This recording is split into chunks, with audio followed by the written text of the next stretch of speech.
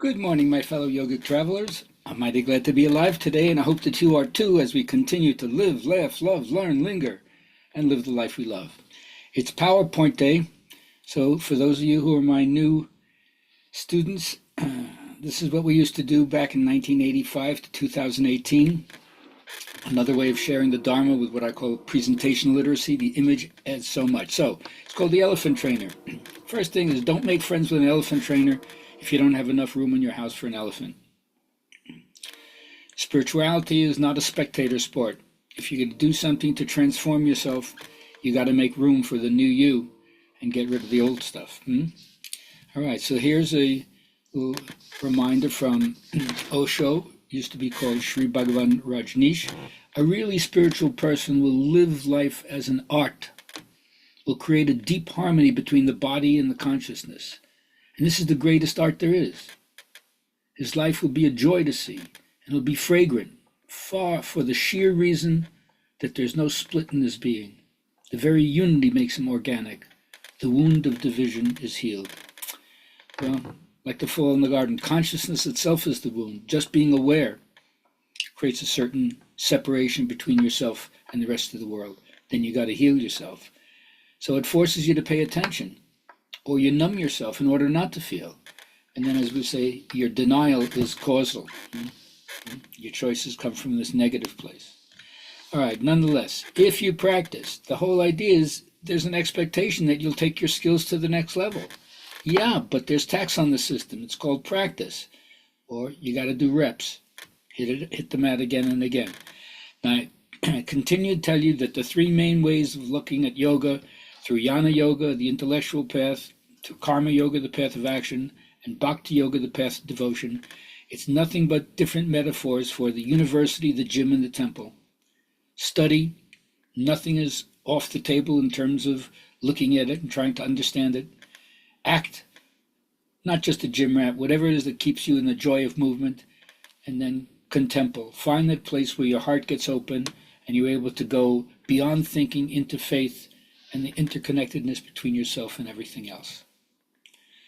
Now, certainly I'm prone to the simple mantra of hit the mat. It's all about practice. And they say in one technique, if you hit the body, hit the body hard enough, the head will die, right? You can go beyond your thinking. You just do the body knowing, like children do. They learn everything they need to when they're nonverbal just by body knowing. Sounds, sound, touch, taste, smell, right? Hearing, sensate, understanding. So whether you're smoking a hookah or whether or not you're holding your breath till your brainwave shift, hit the body hard enough, the head will die. Now there are 4 lines of learning how to put your energy out in the world. The kingly or queenly line, what I call the inner monarch, is the line of nurturance, where you have the good of the realm and you want to bless everybody with the power that you hold. And then you have what I call the warrior, or the action-oriented part of you. That's the line of aggression. But not here aggression like taking over somebody else's territory like an imperialist or a colonizer. But aggression means to go towards a goal. It's the part of you that strategically acts in an effective way and gets things done because you got firepower. Then there's the line of cognition, which is the intellect part. Every advisor, every wise person serves a greater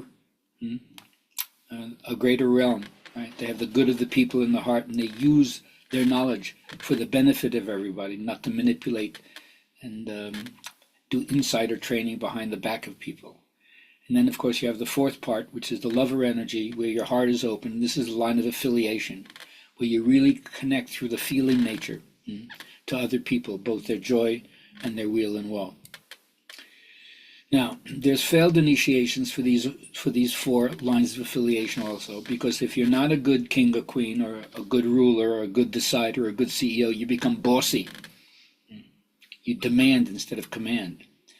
And if you use your firepower as an actor to hold people down or push them around, then instead of being effective, you're being mean. And then if you don't use your cognition and your intellect for the benefit of other people, and you're just selfish about it, then instead of being involved in the positive way, you're detached in a cold, aloof way where you're willing to manipulate other people. And then if your lover doesn't understand the importance of committing to one thing and putting all your energy into that, you become like an addict, and you become like more of a promiscuous person, and you don't have any good boundaries, or you say you have loose boundaries. So that's the roll of the dice when you have these failed initiations. So look to yourself whether or not you're bossy, mean, detached, or promiscuous, and you'll get some clues about what's going wrong in your life. Now, John Bradshaw did a great work in terms of what he calls the wonder child, and he reminds us to overcome any kind of addiction or habit pattern. Here's 4 different ways of looking at it. First, he calls it behavior modification. Just change what you're doing. Chew gum, run around the block, take an ice cold shower, hit the yoga mat. Whatever is the thing that you indulge in, stop it and do something different. And that's not enough. Of course, you have to go to the original pain work. You got to go back to what was some of the traumas that happened early on that bent you out of shape or twisted, distorted your perception of things, so that you carry around a burden and everything is filtered through that particular experience. Got to do that work. You can feel it, you can heal it.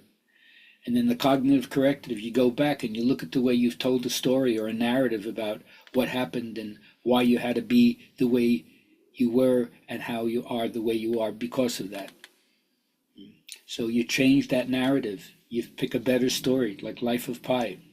Pick a better story, because memory isn't so trustworthy. So pick a better story to tell yourself, see how that looks you.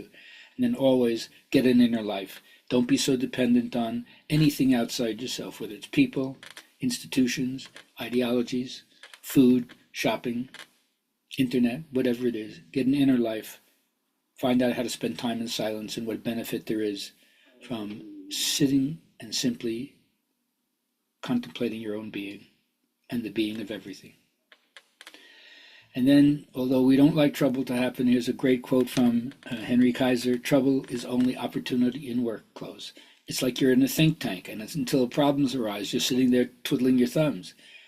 So when problems arise, it's giving you opportunity to step up, advance, take a step and grow by dealing with that stuff. Trouble is only opportunity in work clothes. And then I love this idea. Jesus answered and said, everyone who drinks this water will thirst again, but whoever drinks the water that I shall give him will never thirst. But the water that I give him will become in them a well springing up to eternal life. I guess that's the spiritual, right? It says, I have meat ye know not of. So this is, we're talking about metaphor here. So have you found what is for you the life-giving water, right? The nourishment? Otherwise you're still lost in the wasteland, drying up. And then remember always that your life is your path. Your life is your koan. It's so hard to figure out, not with your left brain, right? It's solely there for the purpose of you expressing your spirit. So even though you got to walk it alone, it's yours and uniquely yours. So enjoy it, because you can say it's both designed for you and you're also designing it yourself. It's an interesting combo, right? All right, so have a great day as a result of whatever it is that you're about to do. And remember, tomorrow I'll be at Yoga Shack from 2 to 5 teaching hips and knees. So I hope to see you there. Otherwise, have a great day.